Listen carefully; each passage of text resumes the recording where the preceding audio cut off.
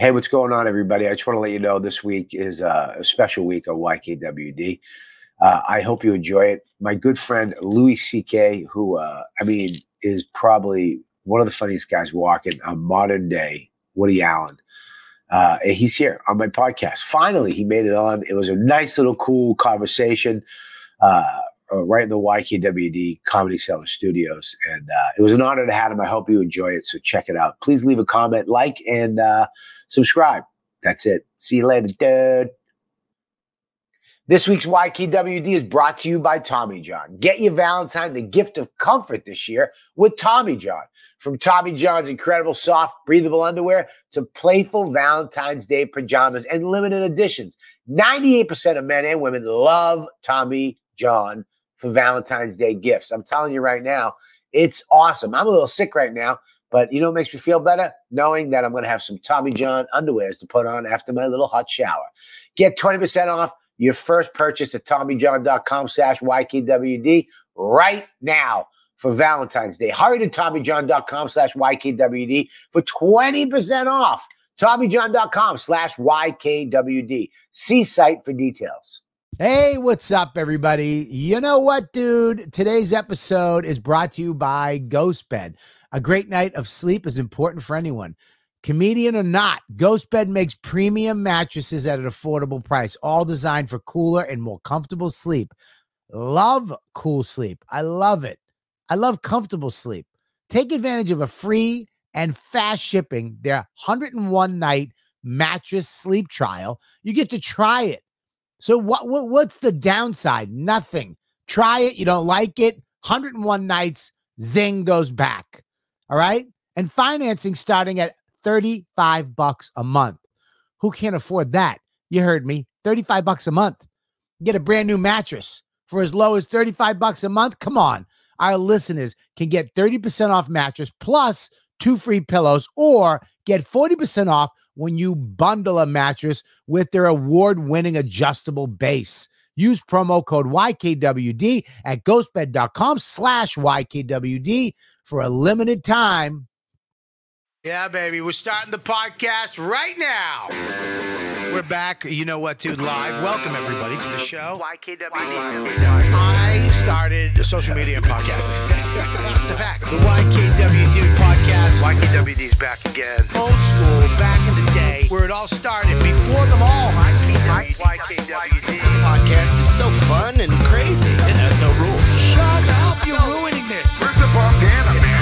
Sorry, it's a comedy podcast. This isn't NPR. That's what this podcast does. Is there any better show? This is the original.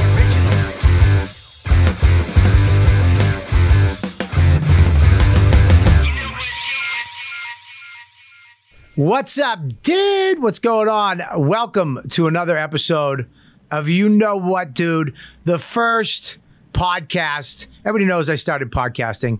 It's a fact. And I've been doing it for 15 years. I've been doing it here at the cellar, up on the second floor. We started a little section over there. Now it's a studio. We're getting even bigger. But I'm telling you right now, to all the shows I've ever done, I'm very excited about today.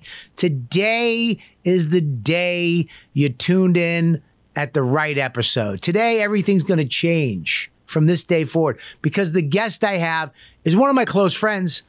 I love him. I probably love him more than he loves me. But he's never been on my podcast, ever. I've had everybody on this show. I've had Don Rickles.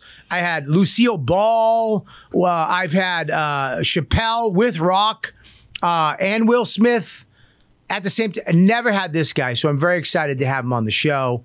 Please, ladies and gentlemen, welcome my good friend, Mr. Louis C.K. What's up, buddy? How are you? How you doing, man? I do love you as much as you love me. Do you? Yeah, I might love you more. Why? Why do you say that? I think you might have some insecurity feeling that makes it feel like you love me more. Like you feel the feeling of your love. Yes. More to you. Well, I actually, because you have insecurity. I just wanted to hear you say it. But I just calmly love you more. You calmly love me. Yeah, I love you. Confidently love you more. Yeah, I love you with a nervous energy. That's right. Right. You love me and with I love confidence. you with faith and calmness and right. certainty. Like a real dad. That's right. Yeah, instead of a stepdad. Yeah, right. That's right. Like, Yeah, I love you like a foster kid. did you like the present? Yeah. I liked. We Isn't had that awful that people put that kind of pressure on kids, on little kids? Like, What? do you like me? Do you like the present? Do you like what I like? Making an 8-year-old go like, it's okay. You're fine. It's fine. You know? I do that. I like fucking with Max. Well, you're a proper dad. You're not a stepdad. You're a real dad. Yeah, stepdads I've had one bad one that used to beat me, and I had that was very vicious, Yeah. which I can't even comprehend now having Max. It's crazy, isn't it? I couldn't I've tried to Hitting visualize a little head, Yeah, for like hitting it. for making a joke. I remember making a joke and being smacked and going, "That's not your laugh."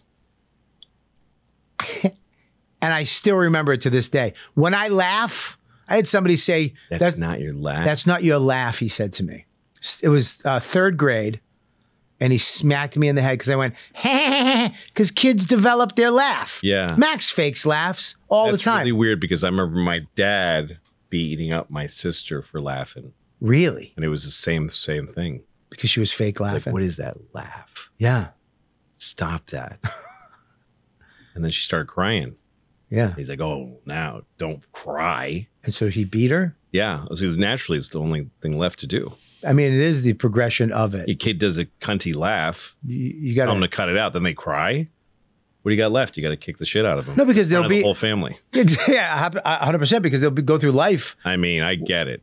being a cunty crier. Yeah, exactly. Who wants that? No, You have to make a choice. that's right. Before the show, people don't know this, that, well, I mean, it almost didn't happen.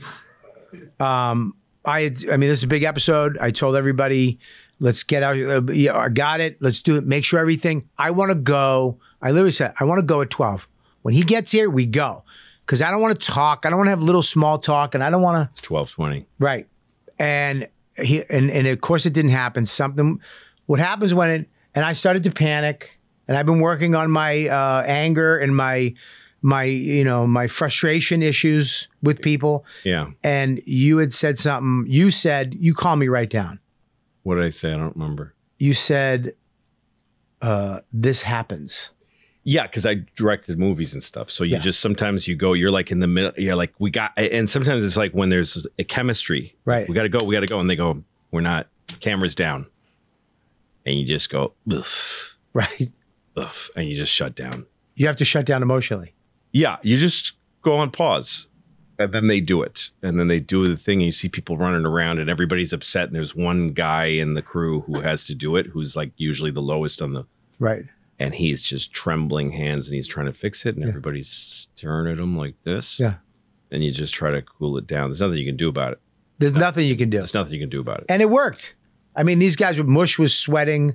Yeah. I mean, really bad, like heart attack bad. Right. Little Max was panicking. Yeah. Here's what happens when that stuff happens, and I go, I want to know what's happening. Yeah. Nobody will talk to you. Nobody will talk to you. What's going on, guys? And they don't want to talk to you because they're just trying to fix it. They shut So down. what you do is you have a conversation with them later, and you say, that can't happen. And they'll go, yeah, but it's because the cable was broken. You go, yeah, but why didn't you know that before? But don't yell at them. Yeah. You're saying don't yell. No, you don't yell at them. You just talk to them, which is worse. It's like with your father. Right. If your father screams at you, you just go, oh, this guy's a dick. Right. But if your father explains that you disappointed him, Yeah. that this was unacceptable, you just want to die inside. It's better. Yeah. So if you want to hurt these guys, talk to them later. Yeah. Okay. And Max, really polite. And you Max, tell him, why didn't you do a dry run? Like, Right. why didn't you know this problem before the second he walked in here? What were you doing when he was on his way here? can we practice that? Like you be me and I'll be them? Yeah. So, Okay, go ahead. so what happened? How come we didn't start at noon? I- Do you remember? Excuse me. Yeah. Let's see, but like polite is worse. Oh, Excuse me. I'm sorry. Do you mind? yeah, sure. Thank you. Sorry. Yeah. Thank you. Okay. I don't know if you remember, but I said that we needed to start right at noon. Yep. Do you remember that? I do remember that. Do you remember how important it was to me that I- we start right at noon? Yes, I do. Okay. And I didn't get that result. No, And I need you to know that that's super frustrating. I know. Yes, I agree. So Then why did that happen? Why did my telling you how important it was not result in me getting what I needed? Can I go now? Yes.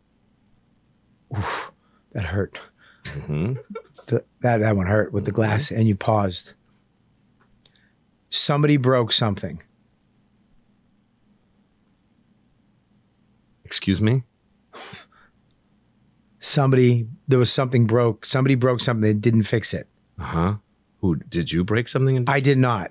Okay. But Did somebody in our team break something that didn't? I don't know, but somebody, yes. Okay. And when did you find that out? Right now. Yes. Well, right before the show. So why did you find it out right before the show?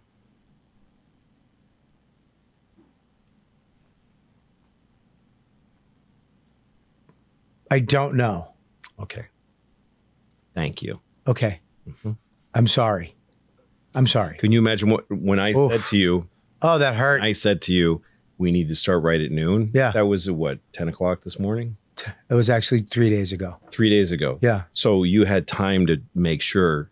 I did. Did you do anything to make sure we started at noon? Or did you just have it in your head as an idea? No, I did everything. I did. Well, then you would have found out that the cable was broken before we started if you had checked everything because you knew how important it was. When I say things to you like we need to start right at noon, I need that to actually translate into like action on your part, not just like a yes, sir. Right. Okay. Yeah. Okay. We understand each other? I do. Yes, I understand. Okay, I really want to thank you for listening. Thank you. That's how you handle it. Oof. Isn't that horrible? Thank you at the end sucked. Yeah.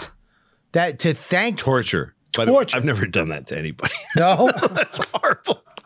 Look, I'm sweating. You've never. It's horrible. I'm going to do that to all you It's fucking. horrible. You. No, don't do that. Oh, I'm doing it to You him. just do your own, make it your own. You know? The fact that you see, my thing is, what the fuck happened? Yeah, nobody, because everybody they can dismiss you. Yep. You're right. Yeah. You know, anger. I've been working on my anger because I was given my anger at a young age. Right. That's how my stepdad did, my mother.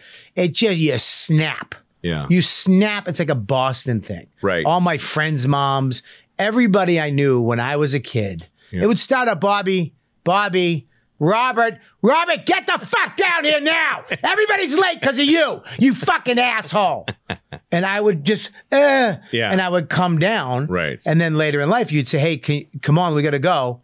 We got to go. Dawn, we have to fucking go. Yeah. You know, it doesn't work. No. It fucking ends everything. No, it just shuts everything down. Yeah. And you want to have a goal when you're communicating, right? You want to be communicating for a reason. Sure. So like if you want to punish people, you can just make them feel shitty, but they're not going to perform better. No. So like the thing I just did is a joke. You can't really do that, but you do want to give that information to them. Oh, and they will feel bad, but the team gets better. Because what you start to tell them, because you got to train people, Yeah. You go, I need you to actually think ahead. I need you to like test shit. Yeah. Like do the show right before we do it. Right. Are you guys listening? See it all work. And the next time that you say to them, this is important. Yep. Then it'll get better. But here's unless if you do that with them and the next time it doesn't get better, that means they just don't give a fuck. And then what do I do? Then you live with that. You live with Yeah. It's okay. Okay. It means you're just not. Do Do you see Mike Short, Mush? We call him Mush. You see his eyes right now? Yeah. They're dead. Why do you call him Mush? Because he's Mush. He mushes the show. It's just funny because I grew up in Newton, Yeah. And mush was a big word in Newton. Yeah. It's what you called each other. Everybody. It was dude. That dude was Mush. Mush. Don't. Mush. What the fuck? See, I'm from Mush. You fucked. That's what we used to say to each other, I'm from Medford, and we use dude as dude, and mush is what you did to a girl when she wasn't listening. You mushed her face. No shit? Shut like up. James Cagney? Oh, dude. They used to grapefruit? 100%. All Italian guys, they'd mush, get out of here, and they didn't want to hit him. Put it up. Oh, you don't have a thing. But Cagney with a grapefruit. Oh, we can pull it up. Oh, it was the good old days. Oof. When you could. Yeah. Anyways. Yeah. Get out of here. We're talking.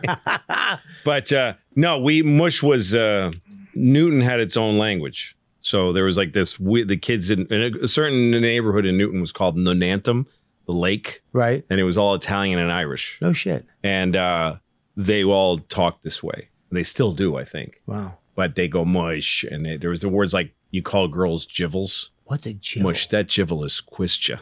Oh, what the That means, dude, that chick is hot. Mush, that jivel is quistja. Quistja? What is quistja? I'm Nobody ever knew. And You just did it. Everybody talked like that. But I found out that it's, so yeah, here he goes. Oh, here he goes. But it's, and there's words like your dick is called your collie. What, dude? You know? Listen. Newton's Suck not my that. collie. But then I heard Tyson Fury, the fighter. Yeah. He's an Irish Gypsy. He's a gypsy, and he said collie about some guy's dick. And I realized somebody said that it's gypsies, Irish gypsies and gypsies, carnies and people that In Newton, Massachusetts. because I always thought of Newton when I grew up in Medford. We always thought Newton was a bunch of pussies. Yeah. Oh yeah. Well, we had Newton was half and half Like working rich. class, half working class, half rich. Right, because there is a lot of rich people in Newton. Yeah. There's the a new mall. the What's new the Chestnut Hill Mall. Chestnut Hill Mall was unfucking believable. Yes, beautiful mall. Using that's the bomb bandana. Good. There's a lot of fun. I mean, that's the dirtiest sweat. thing I've ever. I mean, it's terrible. Good cum, everything good. It's a lot of cum. Yeah. Yeah. Newton had Newton Center, which was really rich people. Yep. And Newton Highlands, and then Newtonville and Anantum was where I lived, right on the highway, right on the Mass Turnpike was like in my backyard. Like I was one block away. Yeah. So there's just was in my life, my whole life. Wow. And I went to Newton North High School, which was like half technical high school. Right. And the Newton South, where Joe Rogan went there, was richer kids. Still public school, but yeah, a lot of people come from Newton. Yeah, a lot of comedians. A lot of comedians come. You, Rogan. Who's the other one? Fucking, I don't know. What the fuck? There's Now I'm one. blanking There's another one that comes there too. Yeah. Yeah, a lot of funny people come out of Newton. BJ Novak. You didn't know Rogan growing up, did you? No. But it was he was kind a of the few years same- younger than. He's a couple of years younger than me. How Right. old is he? I don't know. Maybe they're around the same age. I think you're around the But same age. we didn't meet till we were doing stand up like in Boston. And you knew him when you started. Were you guys friends then? I started like 2 or 3 years before him. So we were sort of two different generations. Like I started one year, then DePaulo started the year after, and we were friends.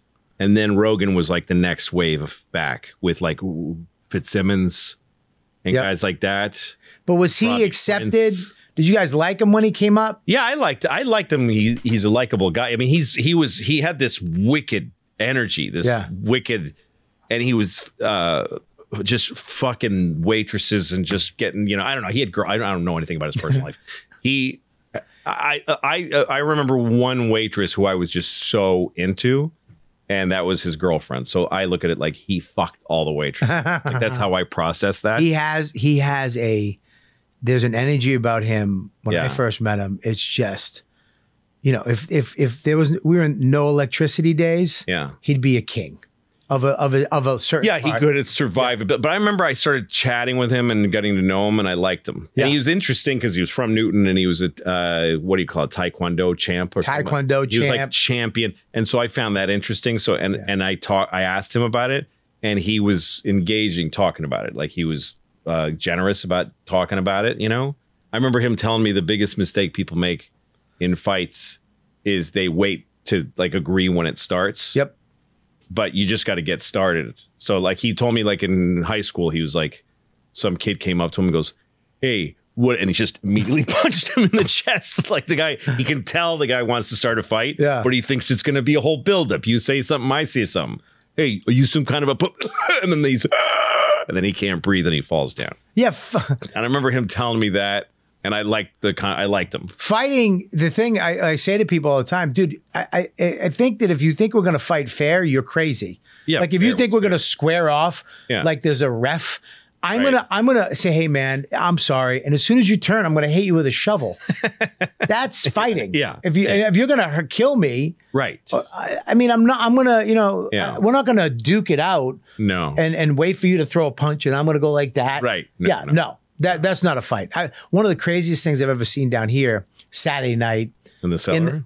While I was down here, there's this little Italian kid, little guy, and he was fucking with everybody. Yeah. And then there was this big... In the audience? No, outside. Okay. In the winter. And he's fucking with this one kid, huge fucking like Norwegian guy, foreigner too, didn't even really speak English that well. And the guy's not saying anything. This little guy, I'll fucking murder you, you fuck. And his girlfriend, Tony, come on. And then he goes in the car, he grabs a bat. Yeah. And he goes out, this guy's facing that way. And he goes and he swings the bat. and the kid had a puffy coat. You hear a boom, and it just hits the puffy coat, and you hear all the people on the street. And the kid slowly turned around. He goes, just hit me with a bat. Oh, no. And this kid fucking ran back to his car. Yeah, sure. You heard people just die laughing because it had no effect on this big motherfucker. No. I was looking for an apartment once. I was with Todd Barry and one other comic. I forget who the other guy was. Might be Chuck Sklar. And they came with me. We were all going to lunch, but I was looking for a place to live. This is back way years. I was in my 20s. Right. So I was looking for a place on like 13th Street and 2nd Avenue. It was like way east. And back then that was pretty gnarly down over there. Yeah. And so I'm waiting for a realtor to meet me in front of a building, and the realtor's not there. And there's a community center across the street. And all these kids, just like kind of rough seeming kids, come out. They're just it's being let out, you know, for lunch. And 2 of them start yelling at each other. And one of them had a bat. I think some of them were going to practice or something. And he hit this kid in the bat, and he on the arm. Yeah. Then the kid went inside the school. He came out with a knife. Jesus. And stabbed the kid in the stomach. And you saw this? I saw this. So now this kid's bleeding. Everybody screams, all kinds of shit. And pretty quickly these cops came, and they break it all up. They take the kid who got stabbed, and they just take him and put him in he's sitting in a cop car. He's got his feet on the street, and he's laying in this cop car, and there's just blood. He's wearing a white shirt. Just dying. Just red shirt. And the cops are standing, like leaning against the car, just talking. And somebody came over and said, some like kind of white, nervous guy said, shouldn't you get him to a hospital? And the cop goes, get the fuck away from me. Get the fuck away. Just started screaming at this guy. Get the fuck away from me. This ain't none of your fucking business. And then they went back to chatting. And Todd turned to me and said, I don't think you want to live in this neighborhood. Yeah. This is fucking... It's like, I don't think we need to see the apartment. Yeah. That's fucked up. Yeah, it used to be more violent here. It's a little bit. Yeah, New York used to be it's violent now, but it's not as bad as it was. It's homeless guys swinging a thing at you violent. You just step around them. Yeah, it's crazy people violent. Yeah. Which if you're a little crazy too, which I am, you can look them in the eyes and it's like 2 dogs. That's right. And it's like, and they go, I got you. You know what I mean? Yeah. I've had homeless people look me in the eye and go, all right, I'll let you go. You're crazy too. You'll fucking, you'll do something too. I saw a homeless guy walking in stomps once and just spit coming out. That was just Norton after a bad set. Yeah. Just screaming. And I was with a friend of mine. She had a little dog and she was inside. So her dog, I was holding her dog, and her dog was just on the sidewalk. And he was mental and angry and violent. But and I realized he's about to step on the dog. And I saw him go, and he stepped around the dog. He caught a moment of sanity. Yeah, he's like, I don't want to mush a dog. Yeah, nobody wants to mush it. Nobody's that crazy. Yeah. I had a homeless guy. That's why I moved out of the city. Homeless guy kicked my dog. Really? The night I brought Max home from the hospital, and it fucked me up because I thought for some reason, they just go here with a baby. And then they give you the baby and they say goodbye. And then in New York, you don't get in your car. You have to hail a cab. Yeah, with a baby. Yeah. This is before Uber. This you had to stand out in the street and hope you get lucky. Hope you get lucky. Hope it's not raining. Yeah. Hope there's not a Knicks game. Crazy. And you go outside and you hail a cab. Then you scooch into the back seat of this cab with a brand new person. With this, brand new person. And then you go down the street. And then I get the baby and I got Dawn in and I go walk these fucking 2 dogs, Kelby and Diva. And my mother's calling. It's 2 in. And then I'm with the dogs and I make sure I'm a good dog person. New York City has a lot of shit dog people. Yeah, sure. Where they just let it go. Yeah. And you and the thing, and they'll trip you and they say sorry after the fact. Right. Which I fucking hate. I hate those. I had one guy walk up and his dog pissed on my leg. Wow. And he was on his phone. Wow. And he turned and he went, sorry. And he kept walking. Dog literally just went like this. He was talking, anyways, and then he looked over and he went, sorry. It's funny. Our generation of comics is funny because we talked on this phone. We used to talk on a phone that went. Oh, with the little thing. Yes. And we still do this we don't go like this when we mind. We don't do it. We should do that, right? Yeah. Well, we don't have to do that because most Like people he have had a big earbuds. receiver, like he had a big old. Yeah. We had the thing with the little thing, right? Yeah, exactly. We should be just doing like this because Yeah. most people have earbuds. Just be like, sorry. Yeah. So just this. Ready? Yeah, you do. Sorry. Yeah, I have a. Sorry. Just so you know, I have a. So this guy, I'm sitting there with my dogs, and all of a sudden I hear this homeless guy, no shirt, shredded black guy, kicked Kelby. And I lost it. I just lost it. And I got right in his nose. And I was like, you kicked my fucking dog? He goes, yeah. Right back at me. Yeah, I kicked your fucking dog. Watch your fucking dogs. And I was like, I was watching my dogs. So now we're screaming. And I go high and he went higher. Yeah. So I go higher. Your voice has got a Anger. And dog. Yeah. It was getting to listen. By the end, we were just like, fucking you spin me right around. You fucking. We just sucked each other off at the end. And I lived with him for 3 months. Nice. Him and the dogs. Yeah. And no. So I remember we kept getting angrier and angrier. Because that's what you do. When you really don't want to fight, You just keep. you get angrier and angrier and see, it's the barking. Yeah. And I said, I went to the point, I'll fucking murder you. Wow. And he went, you don't like black people. And that, I just felt, I was like, I like black people. Oh, then you went down. I was like, I started naming my black friends. like black people. Oh, you do? I go, Ooh. I was, yeah. That's nice. Those are good. And we're friends. And that was Keith Robinson. Yeah. Now we're good friends. Yeah. But he said that, and I panicked, and I was like, I know Kevin Hart. I know Patrice O'Neal. He's dead now. But I was like, I know Keith Robinson. I started naming all my comic. Right. Some lady yelled out the window, shut the fuck up. There you go. So, and then I felt a pinch on my shoulder. And it was my female Russian super. You know, you used to have a Polish or Russian or Spanish superintendents. And she grabbed my shoulder and pinched it. And she goes, Bubby, you have baby. You don't do this. Yeah, you don't do that no more. And she walked me back to my house. That's right. And I said, I put my house on the market that week. Yeah, good. I'm like, I'm the fuck out of here. Yeah, you can't be in those situations if you're a dad. You can't do that anymore. And if you have, I am crazy too. I can't. No. Like you have to be able to, like if they kick There's a you weird out. detail in that story, though. What's the detail? Like if I had you on the witness stand, Okay, but let's do it. I'd shred that story. Go ahead, do it. Do it. Because you started by saying, Yes. and we could play it back, but Yeah, we you can. started by saying Yep. that you had the dog, and you said, I heard this sound, yelp. I turned around, and this guy had kicked my dog. Yeah.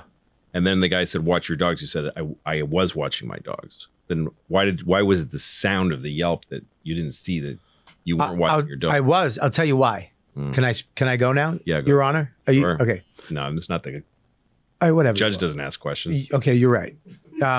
Judge, may I go? You also wouldn't, the lawyer wouldn't let you. You get yes or no questions. You know. Okay, well, that is true. So then your lawyer would come up. Okay, and so say, be my lawyer. Okay. You got anything to add to what? I do have something to add. Yeah, what? First of all, I was watching my dogs. Yeah. Because I made sure that there was enough room for people to walk. I pulled my dogs over to the left side of the walkway, And the guy came out of the walkway, so people would have room to walk. Yeah. There was at least 3 to 4 feet of space, and I was off into the street. Yeah. In the almost a driveway for people to walk. So he had to step into my dog's area to kick them, to hurt them. So yes, Sounds I like was. it's just an unfortunate moment. It was an unfortunate moment. That's right. That escalated. Sometimes when people walk towards me with their head down into their phone, You bump into him? well, no, I don't. I mean, it's a weird ethical problem Sure. because it's like I got my head up, so I see you coming. Yeah. And you want me to step around you. You want the world apart like the Red Sea 100%. while you watch your fucking video. Right. But the only way for me to like enforce that like unfairness is to deliberately smash into you. You know what I mean? Like, Yeah. I in other words, I have to walk around you because you're putting more civil responsibility on me by keeping your fucking head down. And it's really arrogant. But when I'm with my dog, I don't move for them because I have a dog in tow. And also I could clothesline them. Right. So, you know, or at least they're at the knees. Right. There's because I'm not going to, if that's their, then I'm like, this is your problem. And then I do a little bit of chicken with them. I keep walking until they see my feet, and then they look up. Oh, right. And I'm like, I have a few times when somebody's got their head down, and I got the dog, and it's not easy for me to move. I've done this. Yeah. I get my hand in there, or I go, like, lift them up, lift them up. Yeah. I actually go, hey, hey, hey. Yeah. I do that. And that little whistle. Hey, hey. I go, hey. I do the same thing every time. Hey, hey, hey. It's Fat Albert. We're going to sing a song to you. And you might learn a thing or two. We'll get together with great songs. and all his pals. Dude, you know fucking great songs Yeah. cartoons used to have? Oh, that was my favorite. Did you ever hear the Jeffersons? Oh, yeah, of course. I mean, no, the Jetsons. The Jetsons. Oh, yeah. But the song is the shit. Yeah, it was like a good jazz tune. It's great. I do that. I go like this, hey, hey, hey. I liked how they get scared. I love scaring people on the street who do that shit. I liked in Good Times at the end of the song. Yeah. It ends with everybody going, yeah, yeah, yeah, yeah. Good times, yeah, yeah, yeah, yeah. I couldn't do New York anymore. When I had the kid, it broke me because I became so protective of my family. I became savage because I'd walk with the baby carriage and people don't care that you have a baby carriage in Times Square. No, they don't give a shit. Well, what are you doing in Times Square with a baby carriage? Because that's my Babies R Us was right there. I live 47th Street. Oh, that's right. You lived in the neighborhood. That was my neighborhood. Hell's Kitchen was my neighborhood. Yeah. So we had to go to Babies R Us. We had to go to Times Square, go up in that fucking elevator, walk around, and he needed aluminum formula. We had to get like the most expensive, hard to find formula because my wife's tits didn't work. That was a fucking nightmare. The first week when she was supposed to get she had the things on her tits and it wasn't getting enough. And she's just crying in the kitchen with her tits out with these things. It was such a hard time. And I nobody to call. It's like 3 a.m. And I'm trying to squeeze her tit. And she's slapping me. That's not how it works. And I'm like, you don't know. I remember those times, especially with the first kid, with my wife, and all of a sudden you have so much you have 2 to take care of. Yeah. Like life kind of gets you there gradually because first you're a couple. You're 2 equal adults. Yep. Both capable. Yeah. And then she gets pregnant. She starts becoming needy and invalid. And she starts slowing you down. She starts slowing down that explosive young energy. Yeah. You get out of a cab, you can't just get out. No. You got to help her out. Yep. This is getting you ready for the kid. Like she gets you ready. This thing of like, we got to slow down. Yeah. We don't sleep like we used to. Nope. There's new equipment around. There's nothing sexy anymore. No clothes look good anymore. Yep. And everything's and I'm tired. This is getting you ready for the kid. Well, that's what they should tell you. They say, dude, get your sleep. Get your sleep. You're having a baby. It should be the other way. It's like, dude, learn how not to sleep. You got to train yourself not to sleep. Yeah, like a Navy SEAL. Yes. And if you don't, if you have a job that's 9 to 5, that's a whole other thing. But if you don't have a 9 to 5 job, you should just give up on, you sleep when you sleep. Which is a hard thing. Fuck day and night. With a new baby, fuck day and night. But I remember having like the baby and the mom with tender body and bad back and all kinds of stuff, and having this that tender feeling that there's a lot of pain in the room. There's a lot of vulnerability and stuff. I liked it a lot. What? Yeah, I loved it. Why? Because whenever somebody's hurting, I just think it's so great. Because I don't know. It's just funny, and it reminds me that I'm not. Yeah. Is it weird to give underwear for Valentine's Day? Absolutely not. It's weird to give bad underwear on Valentine's. That's a bummer. Nobody wants underwear with it just stinks. It's not comfortable. It winds up being a thong by the end of the day. Pamper your partner, posterior. That means bum for all you dummies out there. I had to look it up. With Tommy John. Look, when you and your favorite person are wearing Tommy Johns, you're comfortable, baby. So you can do everything and then do a lot more and then take the Tommy Johns off and do some other stuff on Valentine's Day. and then throw those comfortable things back on. For Tommy John's incredible, soft, breathable underwear to playful Valentine's Day pajamas. You have PJs. I love a nice Dick Van Dyke pajamas. Limited editions, too. 98% of men and women, they love Valentine's gifts from Tommy John. Stop giving stupid chocolate. Stop running to Walgreens in the middle of the night to get a crappy box of chocolates made with chemicals. Because, you know, we don't really put real milk chocolate and stuff and sugar and things anymore. But you know what? Tommy John, that's what you do. Get them comfortable underwear, pajamas, and all kinds of other stuff. Look at, they have Fanatics, and with over 20 million pairs sold. That's 20 million. That's a lot. It's easy to see why. All right? I love the underwear. You know, it's hard for me to get underwear, believe it or not. Back in the day when I was young, sexy Bob, didn't need underwear. You know what? 52-year-old Bob, I need a nice, comfortable pair of underwear. I'm on the go. I'm traveling. I'm in a plane seat. I'm in a hotel. I'm back home. I'm at a football game, a soccer game, a lacrosse game. This kid wants to play highlight now. What's going on? But you know what? I don't care. I'm fine because I have Tommy John's. I'm comfortable. Okay? I'm comfortable. Get 20% off your first purchase at TommyJohn.com/YKWD right now for Valentine's Day. Hurry to TommyJohn.com/YKWD for 20% off. TommyJohn.com/YKWD. See site for details. No, I just liked being needed that way. There's a tender feeling in a house where there's like a baby and a mom with it. My wife had a C-section, so she's post-op. Oh, you know, yeah. Dawn shot it right out of her twat, and I'll never forget it because he had hair. Right, so it's like scraping her insides of her pussy. Well, when he was coming out, imagine hair in her pussy. That's not her hair. Through your inside. Yeah, just leaving their heads are like cone shaped when they come out. Yeah, and it's like this. She's imagine. I remember her hair.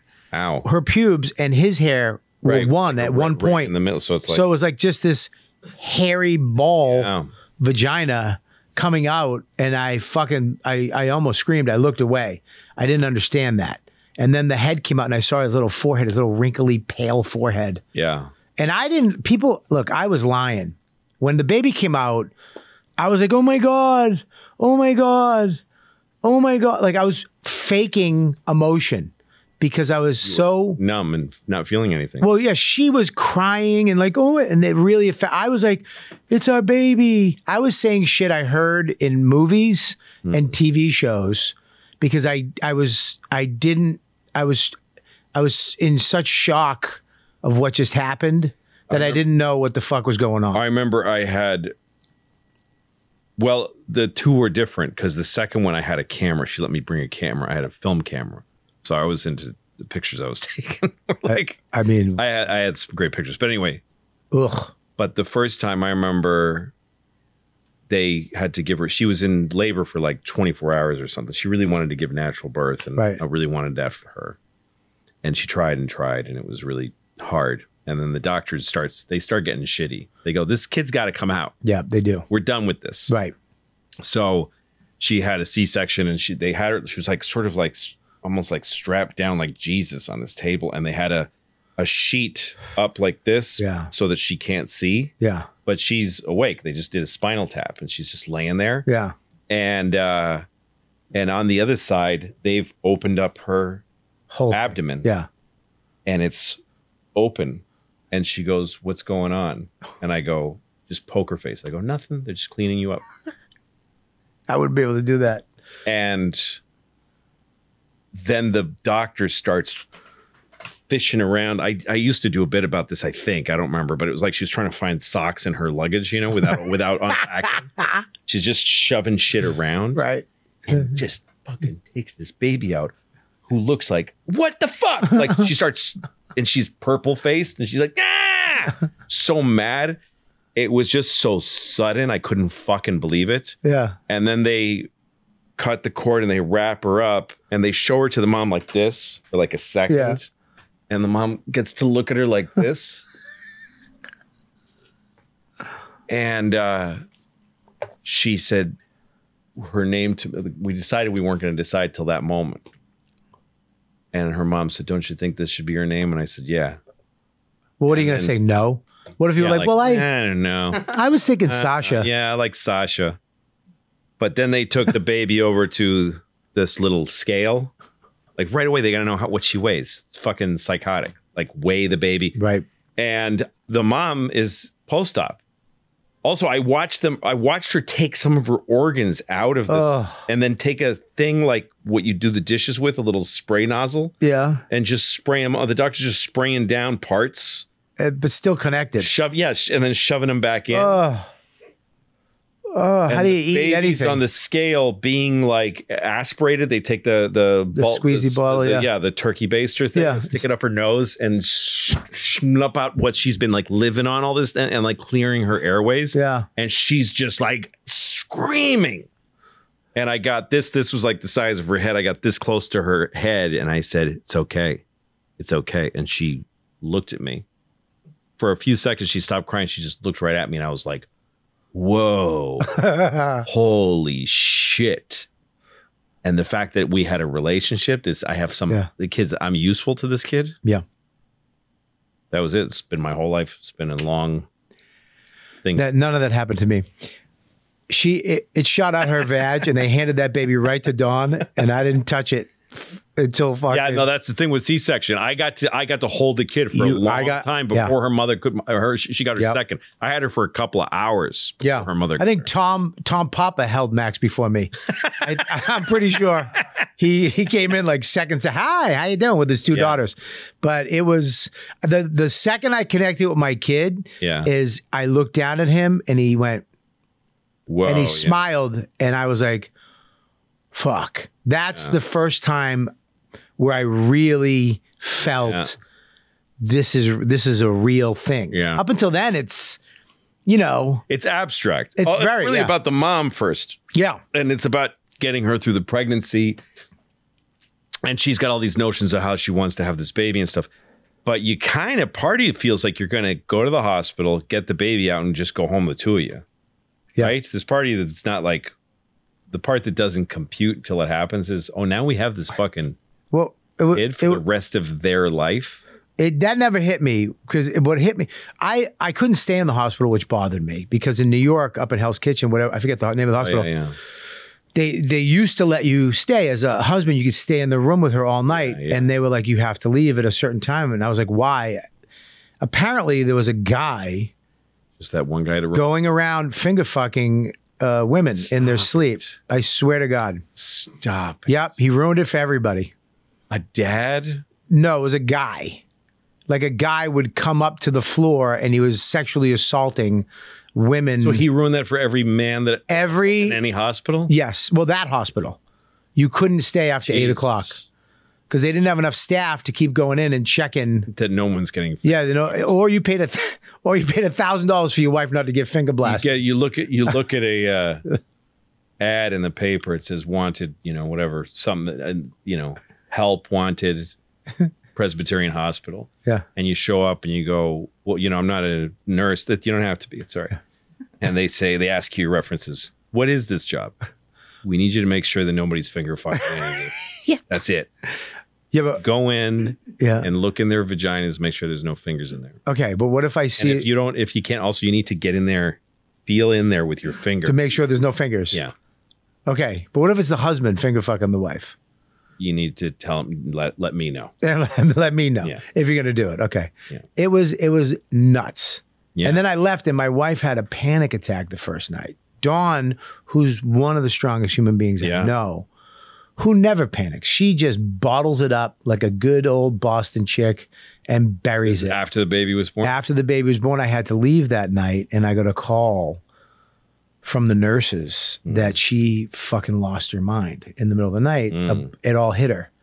And they all these nurses, I love nurses. They all gathered around her. Yeah.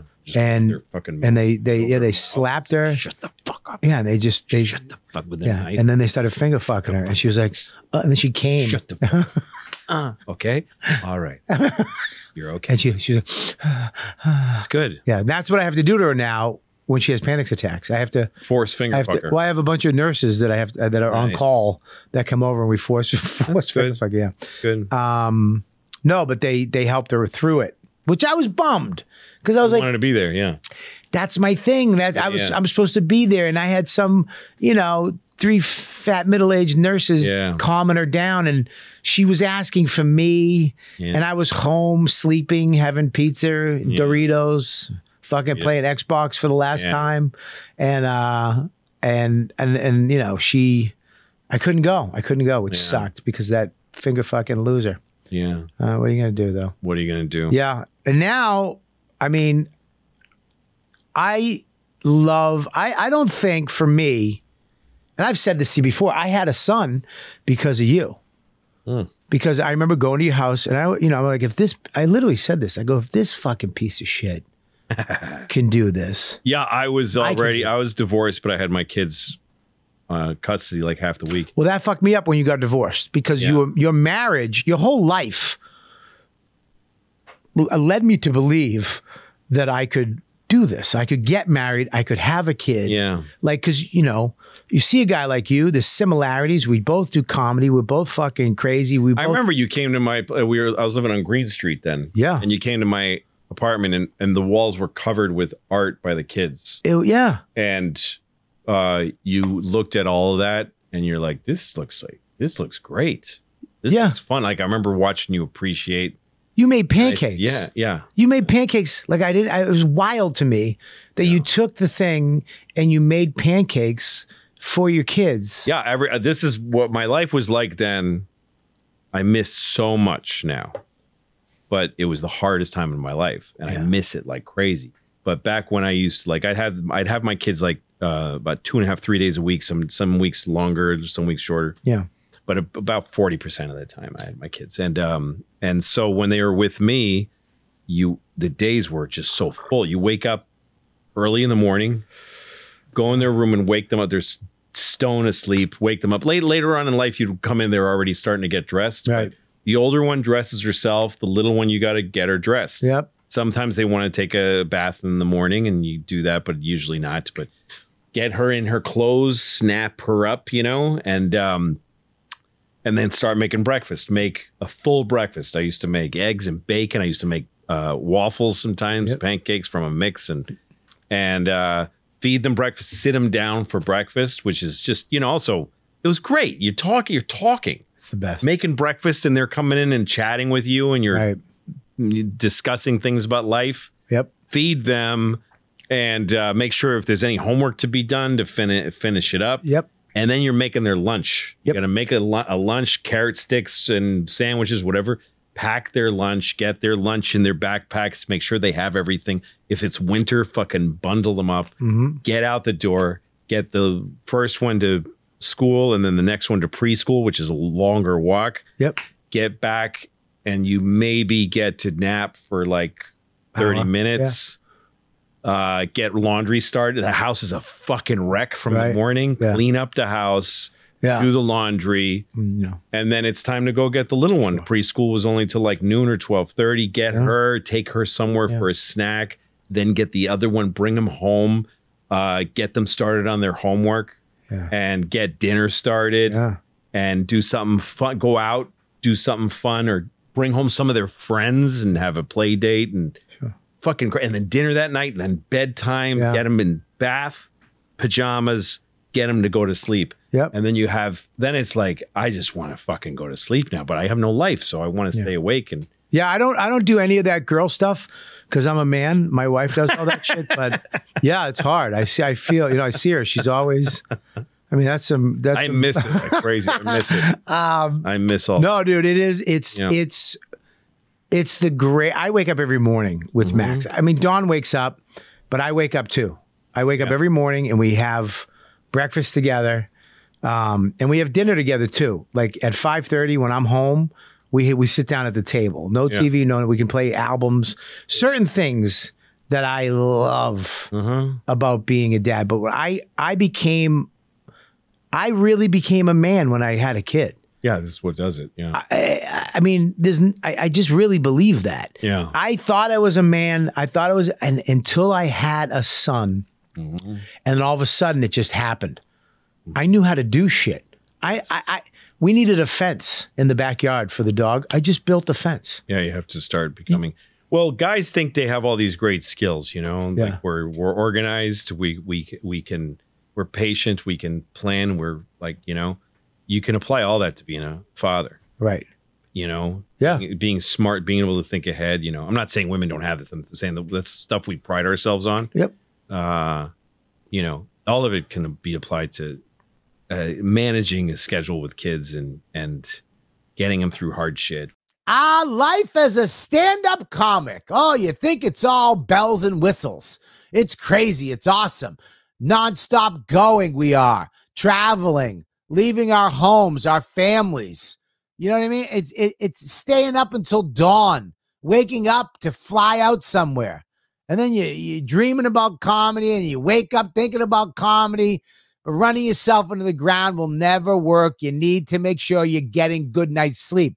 Most important. Yeah, you can eat right. Yeah, you can work out. But sleep is number one. And that goes for anybody, not just comedians or rock stars or porn stars. That's where Ghost Bed can help. Ghost Bed mattresses are designed with premium materials and a patented cooling feature so you sleep better, cooler, more comfortable. From the moment your head hits the pillow, if you have sleep apnea, that was at the end, it actually helps you sleep better. So your sleep apnea and your snoring won't be as crazy. I'm kidding. That's in theory. I just added that because I love the bed. The bed is amazing. Take advantage of free shipping. 101 night mattress sleep trial. That's 101 night sleep trial. You get to try it for 101 days and financing starting at $35 a month. Come on. Most orders ship within 24 hours. There's no downside to this. There's nothing. I've looked. There's nothing. It's so perfect. 24 hours. You can get your sleeping better this week. Listeners can get 30% off mattresses plus 2 free pillows. Or you get 40% off when you bundle a mattress with their adjustable bed. The base is awesome. Yeah, you heard me, adjustable. Use promo code YKWD at ghostbed.com/YKWD for a limited time. Well, one of the things like Louie, right? It's to me up there with All in the Family. The show Louie that you created, 5 episodes. It's on your website right now, louisck.com. You can go own it, which is nuts. You can have it for a few years. You can only but you can stream it for 5 years. You can't download it. You can't download it. You can stream it for 5 years, but yes. You can have it if you know how to do it. Yeah, you can. Of course, you can download it. Yeah. It's not that hard. Yeah, we just don't allow it. Right? Click the link on how to have it. Yeah. No, I'm kidding. Fine. Please put a link up how to fucking steal it. No, I'm kidding. No, but you have to buy it. It's the reason why it's one of the best shows ever. Is because it really is, man. It's hilarious. It's crazy. It didn't make sense, but it had those moments. Mm-hmm. You gave it moments, which some of these comedies, a lot of them don't have moments. They're always going for these laughs or whatever, or the moments they do have weren't real. And one of the biggest things that made everything okay about you is your 2 kids in that show, which.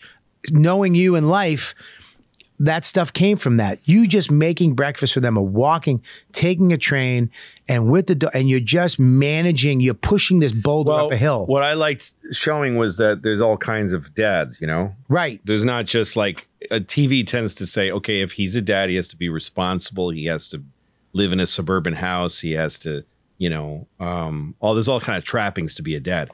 But in New York, there's all kinds of that in every city. There's all kinds of fathers who are also living weird lives and trying to get laid. Being a divorced dad is like a weird hybrid life. Yeah. But when you go home, you switch it all off. You just become dad. And I'm a flawed guy. I've got all kinds of, fucked up problems and make mistakes, but I'm still a dad, and I make mistakes there too.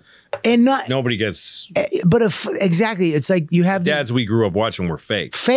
Yeah, Mr. Brady was fucking a dude. Yeah. Greg was fucking the mom, and none of it was real. No. And then when you finally look at you, it's like it's like I can do this. I got this. You know what I mean? I got it. That's the greatest part about. Oh, dude, you don't have to be this fucking asshole. No, you don't have to turn into this whole other person. No. You don't have to turn into another fucking person. No. You don't have to turn into. That was my biggest fear of being a husband or a dad, that I had to become something else. Well, the other thing is, if your kid grows up with a perfect parent, it'll destroy them. Yeah, they'll be rapists. Yeah, because I don't know why they have to rape anybody, but they're just not going to be able to measure up to it, and they're not going to have a. You need a role model for how to be a weak, confused person. Every person is confused and weak. Every human being, no matter how hard they try, is confused and weak. Yep. So if your parent is a strong, solid, confident person with no flaws, you go like, well, how's that an example to me? Because I can't be that.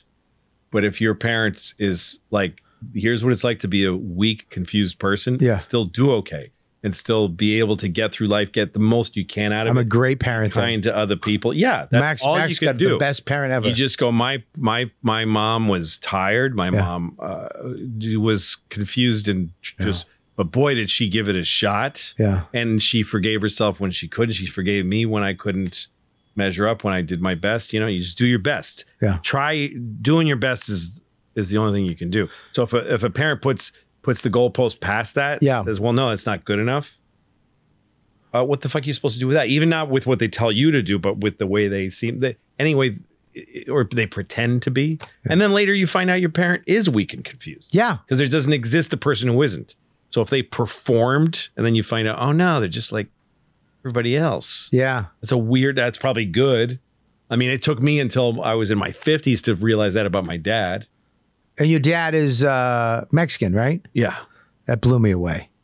That he's Mexican? It blew me away that you're Mexican. And I still don't believe it's like it's like Tim Dillon being gay. I think you use it for branding. Sure. Absolutely. No, I'm kidding.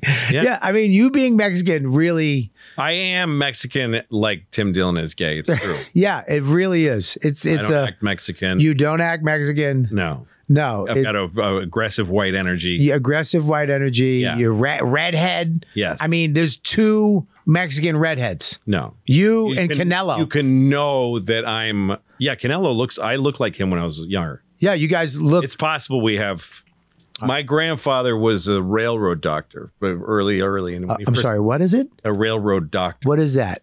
So he worked for the railroad system in Mexico City. It was way back in the turn of They have railroads in Mexico? Sure. Well, they did in the 20s anyway. But so what he would do is ride the trains and stop at each place and be the company doctor for the railroad. So he had to travel around on the train. Wow. And so I think he fucked a lot of chicks doing that. Sure. And so maybe Canelo and I are connected, you know. I don't know. That'd be funny if that's your cousin right there, or your distant brother. I mean, he's a good-looking guy. Good-looking guy. Canelo's a great fighter. Yeah, great fighter. Fantastic fighter. But it's weird. Like he's a redhead. So what else? Yeah. So you can know that I'm Mexican because I told you, but you can't imagine me, you know, slinging tamales. No. In the same way that you can know that Tim Dillon is gay, but you just can't picture a cock in his mouth. No, because you can't picture like, suck it. Yeah, man. Yeah. Yeah. Dude, I love the way you put my balls in your mouth too. Yeah. No, not like that. You're a fucking idiot. No, I'll do it. Yeah. I'll do it. Let me see your dick. Yeah. You know, I can't see it. It's hard to imagine. It's hard to imagine. Yeah. You know what I mean? I want him to prove it. I want a pay-per-view on him proving it. That'd be a gate. At the end of this podcast, I'm gonna suck Bobby's cock. Patreon. Yeah, Patreon only behind the paywall. Yeah, but it's a different paywall. It's like a different tier. Speaking of paywalls, you have a special, you have a live performance at the Garden. Big live event. Yes, it's sold out. January 20th. You can't get a ticket. Can't get one, but you can't get two. That's why they call it sold out when you can't get pairs. You can get one ticket and be that guy by yourself, sitting next to a couple, between two couples. Yeah. Ugh, nobody likes that guy. I mean, I don't know. Hope he buys the ticket. I mean, yeah, you can buy it, but you're that guy. Just know you're that guy. You know, like Mush would be that guy. That's right. Yeah. Or Joe would be that guy. Sure. Yeah. But yeah, don't be that guy, but be that guy. But yes, it's sold out. 18,000 people. But I'm in the middle. But you can live stream it. But you can live stream it. Yes, on my website. It's on your website, and you can click the link. We're going to have the link in the thing right in the bio. Already buy it now. You can buy it. You can buy it right now. You can click it on his Instagram, a little scan barcode. It's everywhere. Click it, brings you right to his site. You can buy it. Yeah. How much is it? $25. $2,500. How much is it? $25. $25. That was a mistake. That's so much better. That's way less than $2,500. Because 25 is a good deal. Yeah. 2,500. Would have been interesting to just say $2,500. Fuck you. What? Yeah. But everybody bought it. Just like 3 people buy it, and I'm like, that's not bad. Yeah. Just make it that much. No, it's $25, and you get it. You can watch it live. Yeah. 20-second delay. You need. You gotta have a delay. Yeah. You gotta have a delay. Yeah. In case why? In case you scream at some lady. My pants or something. You shit yourself. Yeah.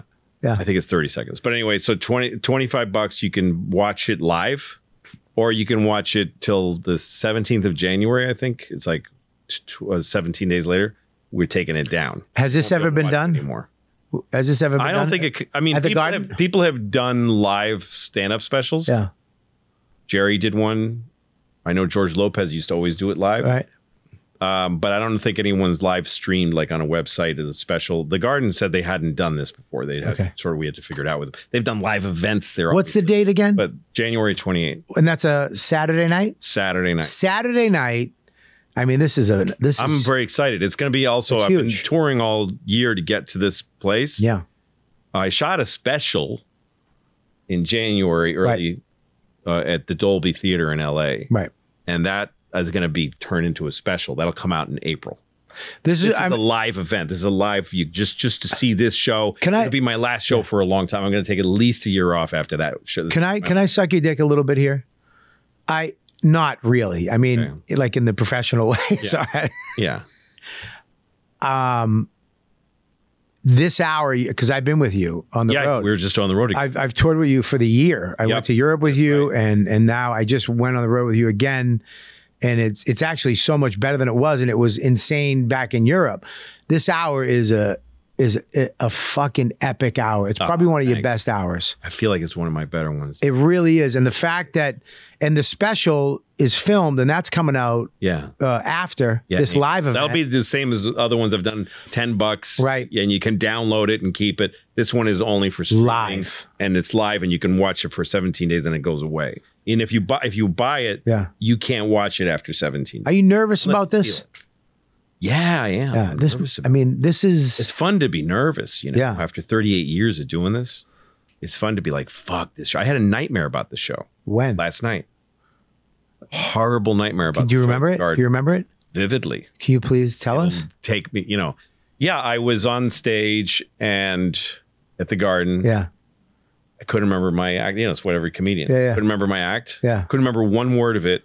Oof. And I'm asking my brain, please give me the jokes. And I can't remember them. And so I started trying to tell my old joke about suck a bag of dicks. Yeah, I remember that one. And I don't really remember it. Right. And I thought they'll love this because I never repeat material. Yeah. And they're fans, so they'll like this. So I start going. This is literally how I was doing. I was like, I was in traffic and a guy cut me. I cut a guy off. Oh. And he rolled down his window to swear at me, so I rolled down mine. Oh fuck. And he said, "Suck a bag of dicks." And I thought, how am I? And they start booing, and the whole place is booing. Oh. And I realized that part of the reason I had this nightmare was because I watched Tom Brady last night in the playoffs. Yep. Oof. It was the Tampa Bay against the Cowboys. And Tom Brady, who's just like indestructible legend. The best. And he stunk. Yep. And the whole game stunk. And it was at home. Yep. And you could hear them all just going, ugh. And you can't hate anyone more than a great champion. Yeah. Who's playing super shitty all night. Right. Way worse than just if your team sucks. Yeah. No. You Tom Brady. Yeah. And he won it for them, what, 2 years ago? 2 years ago. Yeah, but they're just, and it just, and he's like yelling at the, like, come on. Somebody like dropped a pass and he went, come on. Yeah. And he looked unhappy. Yeah, he should have just talked to him after quietly. Oh, yeah, yeah. Right? And I took that into my dream. Wow. And I thought I'm going to fucking fail them. Yeah. And more people, I've never played for this many people, 18,000. Biggest audience of my, in the round. Yes, biggest audience of my life. And you're not that. And it's coming back to, I did the Garden 8 times and then not for 5 years. And this is I just want to do this one time. I put a lot of pressure on this and I'm live streaming it. Oof. I mean, not only is playing the Garden after that time off is pressure. Playing the Garden Already is nuts. Pressure. It's nuts. Selling it, nuts. Pressure. More tickets than I ever sold is pressure. Selling it out is nuts. Now they're all going to be there. Yes. And now this is live stream. Good. Yeah, let's live stream it. And so in the dream, I can't remember my jokes. I start telling that one and it doesn't work. And I go into the weird backstage area and the comedians just hanging out and talking. And I was making horrible noise, like awful noises because I was so upset. I was going, ah. And I thought, I'm losing my mind. I'm having a nervous breakdown. And this is going to kill me. What's happening right now is breaking me. Yeah. And I'm going to be like a invalid after. And I truly believe you and Keith are going to tour together. I started making more noise because I wanted it to happen. I was like, I want to just get there. I want to get to the part where where I'm drooling and I can't. and that's my life is over. Right. Once I felt it coming, I was like, let's just get there. Let's just get there. So I started screaming louder and louder, hoping that it would just. You have a stroke. Yeah. And we'd have to carry you to shows. That's what I wanted. Speaking of strokes, Keith Robinson is opening for you. Keith Robinson is opening for me. Which he is. I love Keith. Dude, he's his new hour. It's really something special. It's He took one stroke. So he was funny comedian, always funny. I always loved Keith.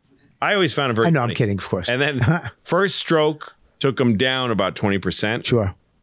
Second stroke made him funnier than he's ever been before. Unbelievable. I mean, you're not. I know it kidding. sounds funny. It's true. Yep. He's funny. I saw him at the Cellar one night, and I was like, "Gee," because he was talking about instead of letting the voice it's hard for him to talk. Yeah. Instead of letting it slow him down, he's pushing through it and he's talking like this now. Yeah. And also the talking about the experience and his life. Yeah. I was like, God damn it, this is funny. So I just walked up to him after his set, and I said, "You got to do the Garden with." Wow. He's opened for me before. Yeah. I took him to Europe, all over Europe after his first stroke. Are you going to get the cart that they took the Iron Sheik out to the match in WrestleMania 2? It's going to be a throne. Oh, good. Like the Tyson Fury throne. It would be hilarious if he goes, all right, ladies and gentlemen, Keith Robinson, and you make him walk from the back. Yeah. And it's just... you ever seen, you watch boxing? Sure. When Tyson Fury and these guys do the ring walks where they get carried out, it's stupid because they picture it in a moment. They picture one moment where he's on the throne like this. Yeah. But it takes fucking 20 minutes. Sure. So after he does this a few times, now he's just sitting on the...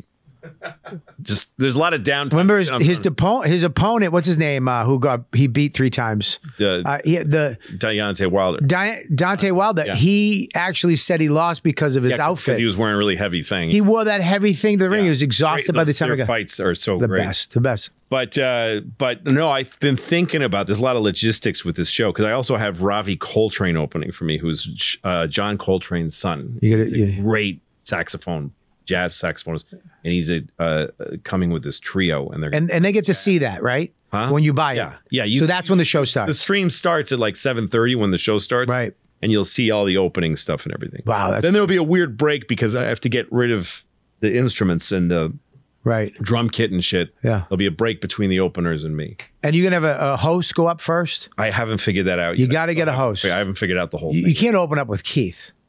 No, I want Keith and Ravi both to have like a lot of attention on it. Yeah. I want them to open it cold. So I haven't figured out all the order and stuff yet. Yeah. But I think we'll put Keith near the stage. Yeah. And then he'll come up. Yeah. And then also I don't want to do a ring walk kind of thing. Like I don't want to walk. Well, how are you going to get to the stage? I think we'll probably hit the lights and then I'll sneak to the stage and then come up and then I'll be there. So like the Undertaker? You're just gonna appear. It's just gonna flames. Yeah. It's gonna be like a Dane Cook entrance. Yeah, that's right. Boo boo boo boo. Yeah. What up? Yeah, exactly. But that's another thing I'm wondering, dude, is that you're in the round. Yeah. You go out, because I perform for you, and your stool is there. Yeah. And the mic is there. That's right. And that's it. I pace a little. You know what I mean? Yeah. You walk back and forth a very little bit. Yeah. And you stand and deliver a lot of it, right? How are you gonna I know how to do the round. On the round before. But what do you move more? I did I don't remember. Oh my God. Thank you. Yeah, oh my God. Oh my God, I thought something just happened with the feed. Oh my God. Son of a bitch. The special I did. All right, go ahead. Yeah. Oh my God. I shot it in Phoenix at the Celebrity Theater, which is around. I did it there because Carlin did one there. Right. And it never changed since then. Like they even re-carpet it. It's just like this place. It's just like exactly the same. And I watched Carlin. It's my favorite special of his. I forget what it's called, but it's at the Celebrity Theater. I think it's called They're All Cunts. Maybe. Yes. Huh. The thing is, when you shoot in a theater, you're in like this thing, you're standing there and then the audience is out here, so the camera can look at you and you're isolated, or it can look at the audience, and there's no real reason. It looks stupid there it is. to look at the audience, but when you look at a comedian in the round, then the audience is behind them all the time, no matter which way you look. Right. I love that. And also it's like I don't know if they still make them this way, but Mazda engines are rotary engines. I don't know if you know that. They're not piston engines. Every car in the world has a piston engine. Right. But Mazda, anyway, used to make a rotary engine, which is it spins and there's spark plugs surrounding it does this weird thing. So thank you for dumbing that down for me. Yeah, sure. So there's cameras all around you, but they can't see each other, right? Because they just have to be a little off. Yeah. Okay. And everywhere you turn, there's a camera, and all behind you and the audience are together in every shot. Is this the one where you had a stain on your shirt? I mean, I usually have Can I be honest with you? It's one of my favorite things about you. Yeah. Because you don't even care about it. Well, I can't wear. I wore a suit in one special. I'll never do it again. Yeah, but clothes just melt on me. They don't stay good. Yeah. When I wear something crisp, it just starts to. But you're so funny that it doesn't matter. That's what I love about it. It's like, it doesn't. I don't care. Nobody's going like, I can't wait to see how good he looks. If you're not funny, they do. Sure. Yeah. Well, you look great. That's the worst compliment you can get when coming up. Dude, you look great. Yeah. I got that from my agent once. That's terrible. But so when you're in, there's a shot from that special. Yeah.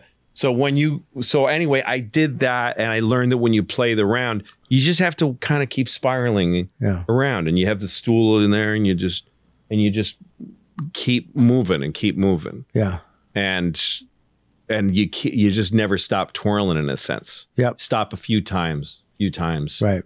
Carlin does a bit in that special where he's reading from these cards and he's sitting on the stool and he's reading bits from cards and he keeps shifting and moving. Turning. Shifting and moving. Yeah. And the crowd just gets into it. And also a lot of times they're at the Garden, they're watching the Jumbotron. So So they can see that. They can always look at your face if they're looking up there. Yeah. I did the Garden with Dane, I think once or twice. I did it once with Dane, and I think I did it again, friends of Dane, me and Billy and everybody. But the round is rock star shit. Yes, you can't help but feel like when you could do that and you hear people respond to a look. Yeah. Like I remember right when I got into comedy, I went and saw Pearl Jam, and Eddie Vedder came out at the Boston Garden. And he didn't say a thing, and he just went like this. And the place went, yeah. And then he went like this. And then he went like this, and the whole place. Yeah. I was like, what the fuck is that? Not that, I got that, but when you come out and you kind of look, just that thing. Yeah, it's really something. And the Garden is the only arena I really ever enjoyed doing, and I've never done it in the round. Jesus Christ. So by the way, I got to go. It's Rich Voss. You got to leave? Can you give us 5 more minutes? Yes. We started 20 minutes late for some reason. Sorry. Rich, I'm doing a podcast with Louis C.K. Can I call you back? Yeah, I'm just coming from a meeting and I'm furious. Fucking old timers don't know what he's fucking talking about. Anyhow, he's fucking a. I'm on the podcast right now. You're on the podcast. Oh, right. Yeah. Who gives a fuck? I'm on a podcast. Good. Fucking old timers. Go shut the fuck up.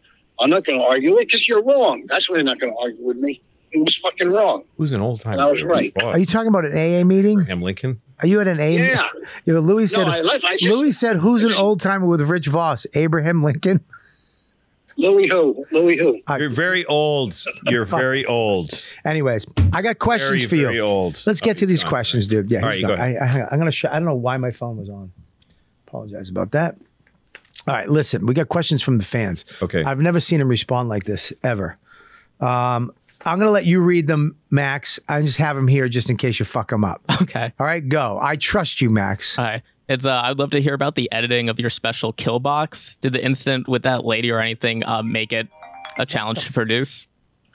No, we just cut that out. The lady fell over, and mostly we did 2 shows for Killbox. Bobby's special Killbox that's on my website, louisck.com. Yeah, which killing. It's doing great. People buy it all the time. And we did 2 shows. In the first show, a lady passed out in the middle of the show. And the second show, which is your nightmare. Yeah. I lived your nightmare. Yeah. Because when it happened, and then you just don't know what the fuck to do next. Well, I was nervous anyways. Yeah. Yeah, the first show was janky, and also we were in a space that had never been used that way before. It was hot. Nobody was sure what would work. Yep. And then we ended up using almost exclusively the second show. So yeah, the first show was we didn't need to edit it out really. But it was bad, and then it was terrible because when it happened, everything stopped. Yeah. And I had to restart. That's right. And I remember being off stage, seeing chairs on the stage. Yeah, because people were picking up chairs and putting them on stage to clear space for this fucking Floridian who well, I remember just passed out. I remember I'm sitting there and I'm literally in my head, and you went. I looked at you, and you went, "We're good." Yeah, all good. And I got started again. Yeah. And I went back on stage. I don't know what I said. You did a good job recovering. I don't know what I said. Good job. I don't remember either, but it was all funny. Someday we'll clip it out and put it on YouTube. We should clip out the people, that incident, and put it up. We will. And I remember going back, but I remember going back into the room. Fucking, I crumbled. Yeah, I crumbled, and I don't crumble easy. No, you were upset. I was very upset. I was upset, and you came in. Your energy was different, though. You were like, that was great, man. Yeah, I knew that the show was going to be good. Can I ask you now that we're here? Yeah. Were you coming in being good and positive for me, or was that sincere? No, I thought the first show was solid, and I knew that the second show was going to be huge, right? Because I could see I could see what was going on with you. I knew you were upset. Yeah. I was surprised how upset you were, because it was a good show. If we had to do the first show, we had it. We had a good version of it, and it was just really funny. It was just really good. And you crushed the first show. You really did. There was a weird energy because the fans weren't cooling you enough. Yeah, but it wasn't a big deal. Like, it wasn't a big deal at all. I was like, this is great. This is going great. It looks great. Yeah. We have another shot. Yeah, I peeked at the second show crowd. I could see. The early show was like 6 p.m. or something. It was like super early. It was hot. It was too hot. And it was very early show feeling. Yeah. But I knew what was going on with you, that you were like dissolving inside. Yeah. Because I've done a good word. Now 10 of these. I just shot my 10th special. So I know what it's like. The first show, you just go, I'm nothing. I've got nothing. That's it. I don't belong here. This is the one. Every first show. You go, I don't belong here. I shouldn't have come here. Yep. And I'm humiliating myself.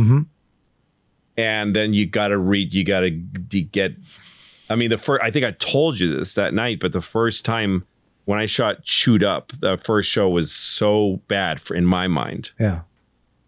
And I thought, I don't know how to get out of this. I had nobody to talk to. And then I remembered that I had a DVD in my bag of the movie about called When We Were Kings, about Muhammad Ali winning in the jungle. Oh yeah, that's Rumble true. In the jungle. Yep. And I remember that the first round he threw all these right hand leads, and Foreman just got angry and fucking hit him really hard.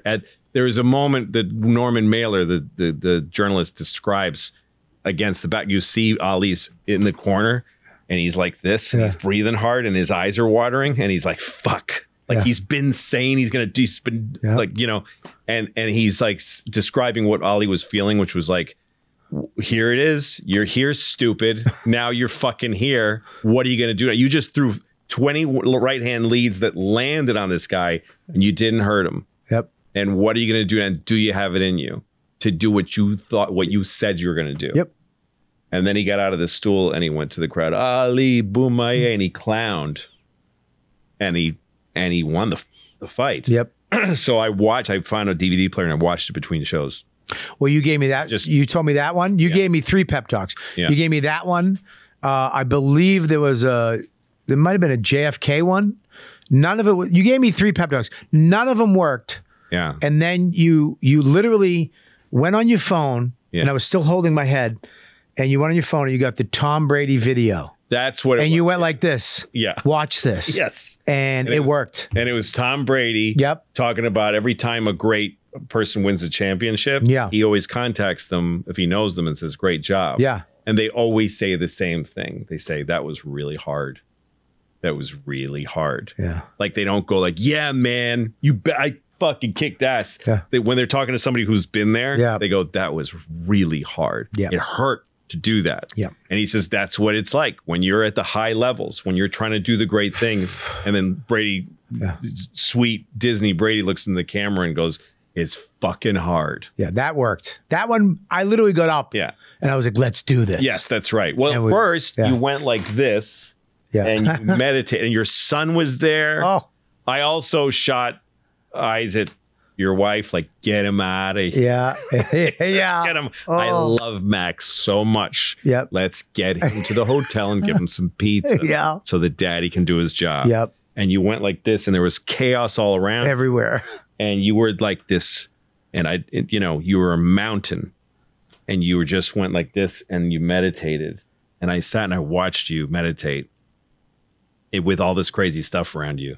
And I was like, wow, man. Then I like learned from you in that moment. Yeah. Like, that's really something. Yeah. And you went and you found something. Yep.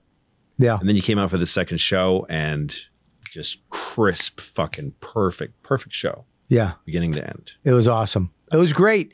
And it's on your website. Yes. Which is pretty much a network now. Yeah. It's a platform. You have time for one more question, and then we're going to wrap it up. One more question. This better be from, where's the one from Lou? Ask from Lou, please. Okay. You've directed such an eclectic amalgamation of projects like Ice Cream, Louie, Horace, and Pete, and now Killbox, also different. Do you have a favorite genre? Genre. I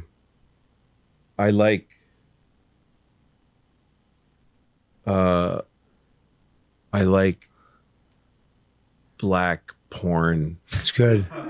Is that what you're getting into next? Is that what you're going to start directing? Start making porns. Black porn? Just black people. What are you going to do next, dude? You're leaving this business for a year, you said. Yeah. You're doing this special. You're doing the live garden at the garden, which people can get right there. Beautiful poster. Go to louisck.com. Buy it right now.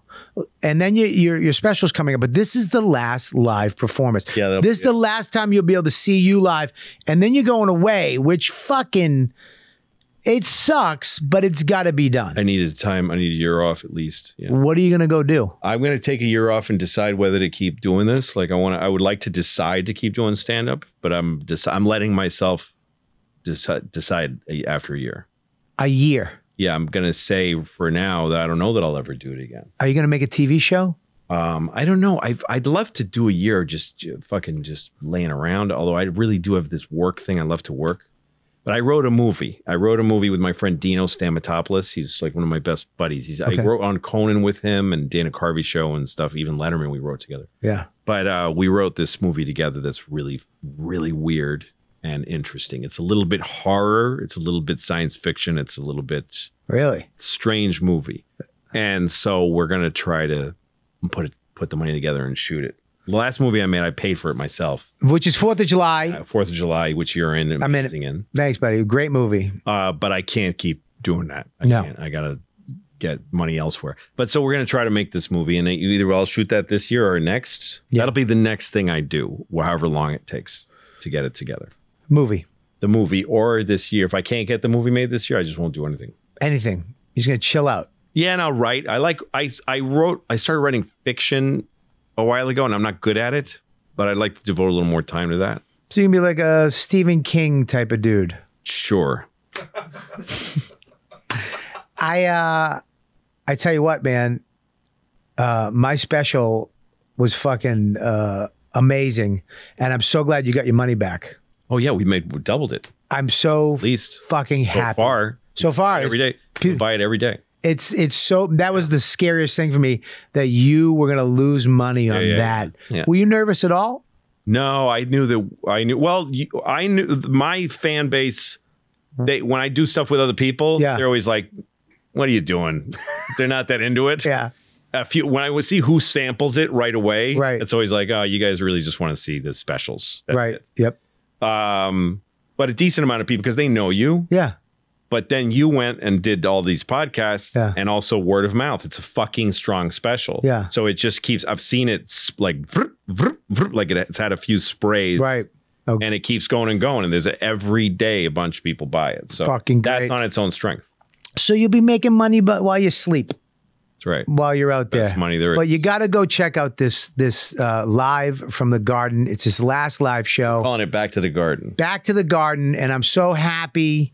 I'm so happy you're doing it. And we were at the Garden at a fight a few months ago. And I remember you looking around and I was like, "What's up?" And you're like, "Dude, I played here." Yeah, I used to, And you were like, "Fuck." Yeah. You're like, I'm at a box. I didn't know I'd ever make it back there. And you fucking did it. Yeah, it feels good. That's why I want to respect it and do that with this one time. But it is fun to try to share it with as many people as possible. Go out with a big fat bang. It's a big fat fucking bang. Yeah. And you'll come back on my show again before. Yeah. No, probably not. Great. This is the last time you'll see him here too. So they watch can't this. get the fucking cables. They stink. Yeah. They stink. I love you, man. I love you too, Mike. And congratulations. Yes. And that's it. That's an unbelievable episode of You Know What, Dude? I hope you enjoy it. I want you to go to comicwearables.com, use code word Ladybugs, Robert Kelly Live. Make sure you go there to find out all my dates. Subscribe, like, and comment on YouTube. Don't be stingy with your likes and your subscriptions there. And patreon.com/Robert Kelly, where all this stuff goes first and live, and you're in the chat. We will do this again next week. We have another amazing guest next week. I'm not going to tell you who. I want to thank all my Macs. I want to thank Mad Max. I want to thank Mush, Mike V. Suarez, at Mike V. Suarez, at Joe Russell. I want to thank Danny Social, all the boys, the autistic boys who put this together, who literally fucked it up. I mean, almost, we could have had another half hour of content, but you missed out on that because they fucked it up. But we'll have a small talk after, a very polite talk, and I'll make them feel bad internally. And hopefully one of them will hang themselves. And that's about it, right, Mush? That's all we got. Yes. We'll see you guys next week. You know what, dude? Later. You've been listening to the YKWD podcast. Thanks for listening. Now go back to your shitty jobs.